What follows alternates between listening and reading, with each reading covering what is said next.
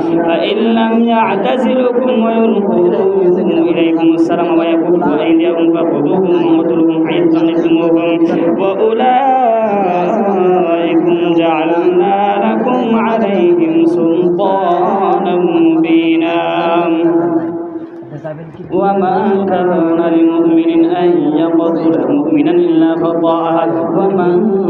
قتل مؤمنا خطأ فتحرير رقبة مؤمنة ودية مسلمة إلى أهله إلا أن يصدق فإن كان من قوم عدو لكم وهو مؤمن فتحرير رقبة مؤمنة وإن كان من قوم بينكم وبينهم ميثاق فدية مسلمة إلى أهله وتحرير رقبة مؤمنة فمن لم يجد فصيام شهرين متتابعين توبة من الله وكان الله عليما حكيما ومن يقتل مؤمنا متعمدا فجزاؤه جهنم خالدا فيها وغضب الله عليه ولعنه وأعد له عذابا عظيما يا أيها الذين آمنوا إذا ضربتم في سبيل الله فتبينوا ولا تقولوا لمن الله إليكم السلام لست مؤمنا تبتغون عرض الحياة الدنيا فعند الله مغانم كثيرة كذلك كنتم من قبل فمن الله عليكم فتبينوا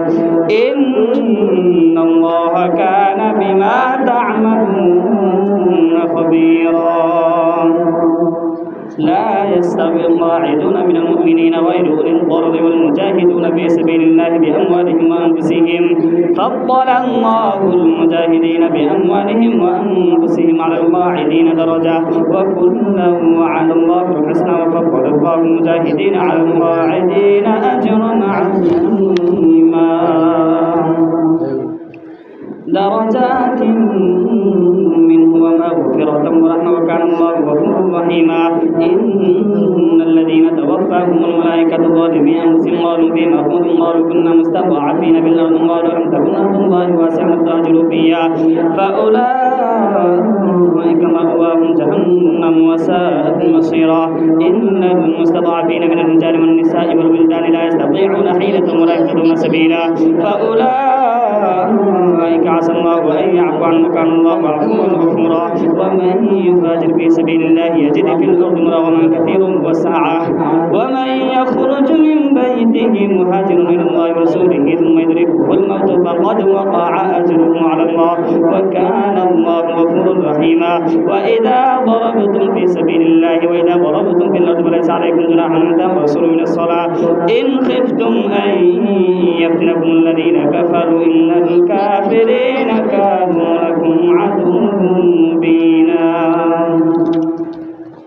وإذا كنت فيهم فأقمت لهم الصلاة فلتقم طائفة منهم معك وليأخذوا أسلحتهم فإذا سجدوا فليكن من ورائكم